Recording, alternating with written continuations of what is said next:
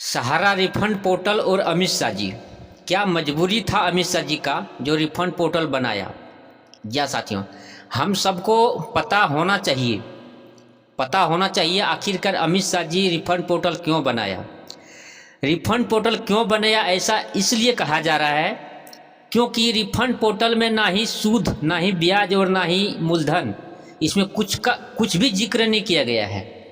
आपका कितना पैसा जमा है, कितना मिलेगा, कितना ब्याज मिलेगा, कोई भी चीज़ का जिक्र सीआरसीएस पोर्टल में नहीं है, सहारा रिफंड पोर्टल में नहीं है। उसमें सिर्फ ये कहा गया है कि आपका जितना भी पैसा जमा है उसमें से 10,000 मिलेगा। अभी तो कुछ दिन के बाद 20,000 कर दिया, कुछ दिन के बाद 50,000 कर दिया है, लेकिन उसमें ये नहीं कहा गया कि आपका कितना जमा है, कितना ब्याज दे रहे, कितना क्या दे रहे, ये कुछ भी नहीं बताया गया। क्यों नहीं बताया गया, ये सारा सच्चाई आपको इस वीडियो में बताने जा रहे हैं। सीआरसीएस पोर्टल जो सहारा रिफंड पोर्टल बनाया गया अमित शाह जी के तरफ से, ये सुप्रीम कोर्ट का आदेश नहीं था। ये अमित शाह जी खुद सुप्रीम कोर्ट जाके और सुप्रीम कोर्ट से रिक्वेस्ट किया, उससे अनुरोध किया सुप्रीम कोर्ट से कि हमको सीआरसीएस पोर्टल बनाने का परमिशन दिया जाए। अमित शाह जी ये खुद जाकर रिक्वेस्ट किया। क्यों रिक्वेस्ट किया, आइए हम आपको एक वीडियो क्लिप दिखाने जा रहे हैं। ये वीडियो क्लिप 2022 का है। 2022 में सहारा निवेशक ने आज तक इतिहास में सबसे ज़्यादा आंदोलन किया। सहारा से अपना पैसा लेने के लिए सबसे ज़्यादा आंदोलन 2022 में किया, और 2022 में जब आंदोलन किया उसी का परिणाम रहा, जब सरकार को लगा कि हम अगर कुछ नहीं उलझाएंगे निवेशकों को किसी भी तरीक़ा से तो फिर हम फंस जाएंगे। यानी हम जो चला रहे हैं सरकार, अभी गवर्नमेंट का चल रहा है, गवर्नमेंट जो चल रही है बीजेपी का केंद्र में भी और कुछ राज्यों में भी, तो उनको लगा कि अगर हम 2023 में 24 में नहीं उलझाएंगे तो 2024 में फिर से हम सत्ता में नहीं आ पाएंगे। अमित शाह जी को, मोदी जी को इस तरह का लगा, उनको पूरा ये चीज़ का विश्वास हो गया कि हमको सहारा निवेशकों को उलझाना है, इसलिए वो सीआरसीएस पोर्टल बनवाया। और सीआरसीएस पोर्टल बनवाया तो ठीक, लेकिन उसमें ये नहीं कहा गया कि कितना आपको मिलेगा। अगर सच में उनको पैसा देना रहता अमित शाह जी को सीआरसीएस पोर्टल से, अगर 100% उनको मन में, उनको दिमाग में ये सोच के बनाता पोर्टल कि हमको पैसा देना है निवेशकों को, तो शायद ये चीज़ का ज़रूर जिक्र होता पोर्टल में कि आपका इतना पैसा जमा है तो इतना पैसा आपको मिलेगा, इतना % ब्याज के साथ इतना पैसा मिल रहा है, इस चीज़ का ज़रूर जिक्र रहता। लेकिन उसमें कहीं से भी कोई भी जिक्र नहीं है कि कितना पैसा जमा है और कितना आपको मिल रहा है। इस चीज़ का कोई भी जिक्र नहीं है, कितना ब्याज मिल रहा है, कि सिर्फ मूलधन मिल रहा है, ये कुछ भी जिक्र नहीं है। आपका 5 लाख भी जमा है, 10 लाख भी जमा है, तो आपको सिर्फ का सिर्फ शुरुआत में 10,000 ही दिया जा रहा है, ऐसा इस तरह से उधर से कहा गया। लेकिन उनमें से 99% लोगों का पैसा नहीं मिला। जिस तरह से अमित शाह जी बोला 18 जुलाई 2023 को जब पोर्टल लॉन्च किया था, लेकिन उसमें से 99% लोगों को नहीं मिला क्योंकि उनको पैसा देना नहीं था। एक्चुअल में उनको पैसा उस पोर्टल से देना नहीं था, लोगों को सिर्फ 2024 में फिर से देश में सरकार उनको बनाना था, लोगों को, निवेशकों को उलझाना था। सच्चाई यही है और यही सच्चाई हम सबको जानना चाहिए। 2022 में सबसे ज़्यादा आंदोलन हुआ सहारा निवेशकों की तरफ से, और आंदोलन सिर्फ रोड पर नहीं हुआ, संसद से लेकर रोड से लेकर संसद तक हुआ। संसद में बड़े बड़े नेता, लीडर जो हमारे पार्लियामेंट में बैठते हैं, राज्यसभा लोकसभा में, वहाँ तक पहुँचा ये बात। सहारा निवेशकों का बात जब पहुँचा, वहाँ जाके जब लोकल जो हमारे सांसद विधायक थे वो जाके वहाँ पे हंगामा किया पार्लियामेंट में, तब जाके अमित शाह जी ये पोर्टल बनवाया। ऐसे ही पोर्टल नहीं बनवाया अमित शाह जी, इतना मतलब उनका इतना बड़ा दिल नहीं है कि नहीं गरीबों के हित में वो काम करने लग जाएगा, उतना बड़ा दिल नहीं है।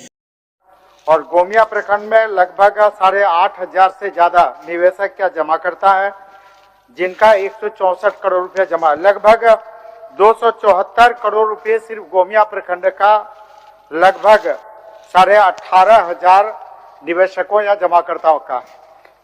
महोदय, कितनी भयावह ये आंकड़ा है। अगर हम राष्ट्रीय स्तर पर जाकर बात करते हैं तो 3 करोड़ निवेशक हैं और 24,000 करोड़ रुपया सहारा इंडिया में फंसा हुआ है महोदय। और 24,000 करोड़ में अभी तक मात्र 5,120 करोड़ रुपया ही सहारा इंडिया वापस किया, और अभी भी 19,000 करोड़ से ज्यादा सहारा इंडिया के निवेशकों का पैसा सहारा इंडिया में फंसा हुआ है। महोदय, राज्य सरकार के पास कोई आंकड़ा नहीं है, कोई डाटा नहीं है। झारखंड राज्य के कितने निवेशकों का कितना पैसा सहारा इंडिया के पास जमा है जिसका भुगतान नहीं हो रहा है, कोई डाटा, कोई आंकड़ा नहीं है। और इस मामले को, इतने संवेदनशील मामले और इतने गंभीर मामले में बिल्कुल ही सरकार और विभाग संवेदनशील नहीं है। सरकार और विभाग सिर्फ पत्राचार में लगी हुई है। कभी सहारा इंडिया का पत्राचार हो रहा है, कभी सेबी को किया जा रहा है, कभी रजिस्ट्रार कोऑपरेटिव सोसाइटी को किया जा रहा है। सिर्फ पत्राचार में 10 साल 2012 से 22 तक 10 वर्षों तक ये सरकार सिर्फ पत्राचार में उलझी हुई है। कभी बात करती है कि हम हेल्पलाइन जारी किए हैं, 112 नंबर पर हेल्पलाइन जारी की है, तो सिर्फ पत्राचार और हेल्पलाइन में ही महोदय ये सरकार उलझी हुई है। जबकि सच्चाई अगर हम लोग देखें तो यहाँ के नहीं महोदय, ये महोदय बहुत गंभीर विषय, तो आपने महोदय गंभीर विषय, इसलिए बहुत गंभीर विषय है और इसमें बहुत गड़बड़ झाला भी हुआ महोदय। आप पूछना क्या जो गड़बड़ झाला हुआ है, जो गंभीर विषय, इसलिए हम इसको, चूंकि बहुत संवेदनशील विषय महोदय, हम बताना चाहेंगे कि इसमें किस तरह से गड़बड़ किया गया महोदय। सहारा हाउसिंग और रियल एस्टेट, इसमें जितने निवेशक का पैसा जमा था 2012 में सहारा इंडिया क्या की कि जितनी भी हाउसिंग और रियल एस्टेट में जितनी पॉलिसी थी 2012 में नाम चेंज कर दिया, क्यू सॉप करके सारे निवेशकों का जमा राशि को क्यू सॉप में करके उसको एडजस्ट कर दिया गया महोदय।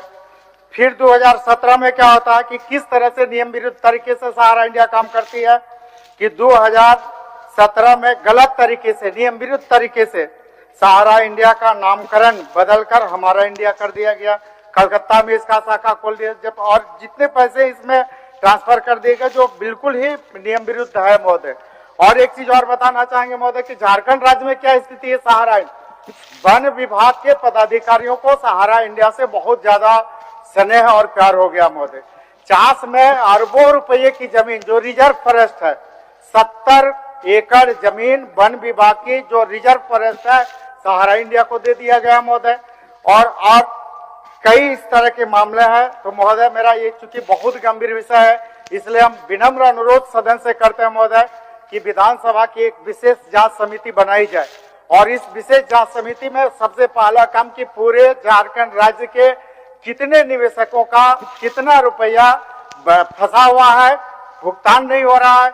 और महोदय, इस विशेष समिति में सुब्रत राय जी को बुलाया जाए कि झारखंड राज्य के कितने निवेशकों का कितना पैसा जमा है और कब तक वो भुगतान करे। महोदय, सरकार चुपचाप हाथ पर हाथ धरे बैठ नहीं सकती है। सरकार का उत्तर इसलिए महोदय चाहेंगे विशेष समिति का ठीक उत्तर सुन लीजिए माननीय मंत्री जी।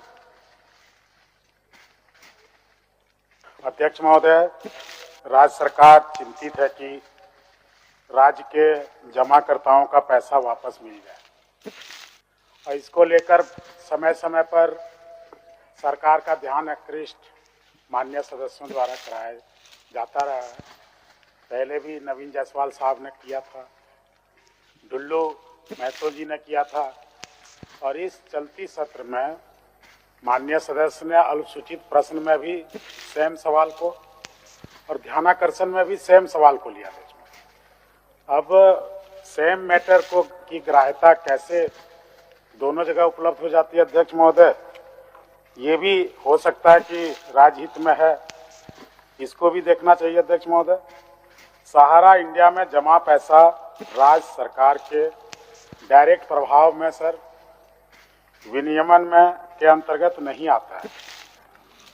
सहारा इंडिया द्वारा संचालित जमा योजना रेगुलेटेड है अध्यक्ष महोदय, जिसका रेगुलेशन विभिन्न नियामक संस्था, सेंट्रल रजिस्ट्रार, सेबी, IRDA एवं अन्य नियामकों के द्वारा किया जाता है, जो भारत सरकार द्वारा संचालित है अध्यक्ष महोदय। Sahara India real estate corporation limited और Sahara housing investment corporation limited में पूरे देश में, और यह समस्या सिर्फ भारत की, यहाँ झारखंड की नहीं है अध्यक्ष महोदय, यह गाथा 1978 से शुरू होती है, 2004 में विवादों में आती है, 2011 तक सहारा कभी स्टे लेता है, कभी यहाँ जाता है, विभिन्न कोर्ट में जाता है और अंततः 31/8/2012 को